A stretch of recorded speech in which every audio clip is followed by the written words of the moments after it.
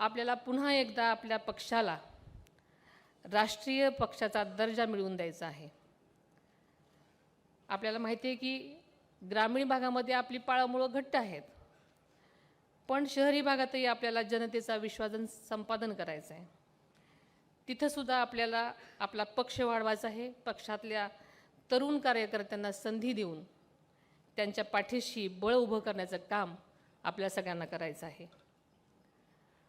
कृषी, सहकार, उद्योग, क्रीडा, युवक आणि महिला सक्षमीकरण या प्रत्येक क्षेत्रात आपल्याला आघाडी घ्यायची आहे। या क्षेत्रात काम करायचं आहे। आपल्याला माहिती आहे की आपल्या आज महिलांची संख्या 50% आसपास आहे। महिला या देशाचं विकासाचं इंजिन म्हटलं तरी काही वावगं ठरणार नाही। या प्रवासात कोणीही मागे राहू नये म्हणून राष्ट्रवादी काँग्रेस पक्षाच्या कार्यकर्त्यांनी विशेष लक्ष देणं गरजेचं आहे। लाडकी बहीण योजना आपण आपल्या सरकारने आणली आहे, म्हणून आपली जबाबदारी इथंच संपत नाही। महिला सक्षमीकरण, आर्थिक सबलीकरण आणि प्रशासनामध्ये त्याचा सहभाग वाढावा यासाठी आपला पक्ष म्हणून विशेष काम आपल्या सर्वांनाच करावं लागेल।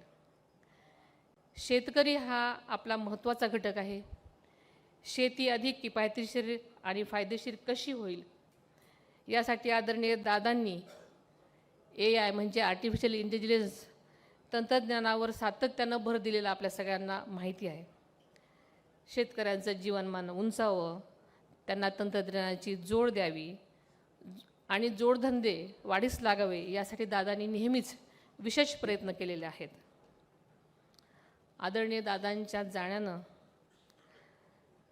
आपल्या सर्वांच्यावर येणारी प्रत्येक संकट अंगावर झेलणारा सह्याद्री आता आपल्यात राहिला नाही, पण त्या सह्याद्रीने दिलेला विचार, त्याने दिलेली शिकवण, त्यांची जी जिद्द आहे ती आपल्या सर्वांना पुढे न्यायची आहे।